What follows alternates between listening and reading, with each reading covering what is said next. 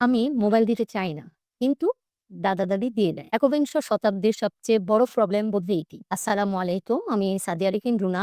আমি কাজ করছি চাইল্ড মেন্টাল হেলথ প্রবলেম নিয়ে। আজকের ভিডিওতে আমরা জানতে পারবো কিভাবে যৌথ পরিবারে প্যারেন্টিং স্কিলগুলো এপ্লাই করব। যৌথ ফ্যামিলিতে আসলে কি হয়? আমরা চাইলেও যেভাবে প্যারেন্টিং স্কিলগুলো এপ্লাই করতে চাচ্ছি, পারছি না। বয়োজ্যেষ্ঠদের এগেইনস্ট এ গিয়ে কথা বললে পরিবারে কনফ্লিক্ট হয়ে যাচ্ছে, ঝগড়া হচ্ছে। সন্তানকে আমি একভাবে গাইড করতে চাচ্ছি কিন্তু দাদা-দাদি করতে দিচ্ছে না। এর ফলে বাবা-মার মধ্যে ফ্রাস্ট্রেশন আসে, এনক্সাইটি আসে, রাগ আসে। এক্ষেত্রে আমরা করবোটা কি? একজন চাইল্ড মেন্টাল হেলথ প্রফেশনাল হিসেবে আমি কিছু পরামর্শ দিচ্ছি। আপনারা এপ্লাই করে দেখতে পারেন। আমরা যে বিষয়গুলো করতে পারি। নাম্বার 1 রেসপেক্টফুলি কমিউনিকেট করুন। প্রথমত তাদের ইমোশনকে ভ্যালিডেট করুন যে আপনি বুঝতে পারছেন তারা নাতি-নাতনিকে ভালোবাসে, সেইজন্য খুশি হয়ে মোবাইলটা দিচ্ছে। কিন্তু এর ফলে আপনার সন্তানের যে ক্ষতিগুলো হচ্ছে তা তুলে ধরুন।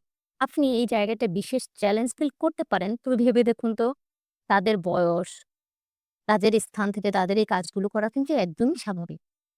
তাদেরকে বুঝার মাধ্যমে আপনি কিন্তু আপনার ইমোশনটাকে নিয়ন্ত্রণ করতে পারেন খুব সহজেই। নাম্বার 2 ডক্টরের প্রেসক্রিপশন দেখা। দেখা যায় আমরা কথা বললে তারা নাও মানতে পারে। এক্ষেত্রে ডাক্তারের প্রেসক্রিপশন কিন্তু দুর্দান্ত কাজ করতে পারে। তারা যখন দেখবে লিখিত আছে যে ১ ঘন্টা বা ২ ঘন্টা মোবাইল বা স্ক্রিন টাইম দেয়া যাবে, তখন কিন্তু তাদের এই বিষয়টি অ্যাকসেপ্ট করা আরো সহজ হয়ে যায়। নাম্বার 3 অল্টারনেটিভ সাজেস্ট করুন। দাদা-দাদির মধ্যে হতাশা আসতে পারে যে আসলে আমরা কি করব? কিভাবে তাহলে আমরা আমাদের ভালোবাসাটা প্রকাশ করব? এক্ষেত্রে কিন্তু আপনি তাদেরকে কিছু সাজেশন করতে পারেন। যেমন আগে আমরা যেটা দেখেছি আমাদের দাদা-দাদি আমাদেরকে গল্প শোনাতো। বিভিন্ন ধরনের রূপকথার গল্প বলার মাধ্যমে আমরা তাদের সাথে বেশি ইন্টারেক্টিভ ফিল করতাম। এক্ষেত্রে কিন্তু তাদেরকে আপনি সাজেশন গুলো দিতে পারেন যেন তারা আপনার সন্তানের সাথে গল্প করে, কথা বলে এবং এর ফলে কিন্তু আপনি দেখাতে পারেন নাতি-নাতনি এবং দাদা-দাদির সম্পর্কটা আরো কিভাবে স্ট্রং হচ্ছে। নাম্বার 4 বাবা-মা একই ল্যাঙ্গুয়েজে একই বিষয়টাই তুলে ধরবেন। একেকজন একেক রকম কথা বলবেন না।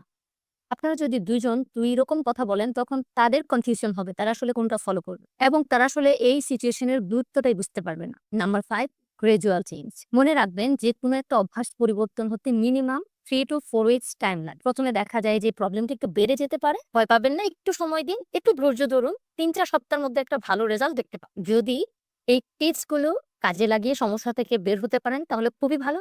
যদি মনে হয় আপনি পারছেন না তখন অবশ্যই একজন চাইল্ড সাইকোলজিস্টের শরণাপন্ন হতে পারে। এই ধরনের আরো ইউজফুল ভিডিও পেতে মাইন্ড সেবার সাথেই থাকুন। আপনি যদি Facebook থেকে দেখে থাকেন তাহলে Facebook পেজটি ফলো করুন। যদি YouTube থেকে দেখে থাকেন তাহলে চ্যানেলটি সাবস্ক্রাইব করে আমাদের সাথে থাকুন।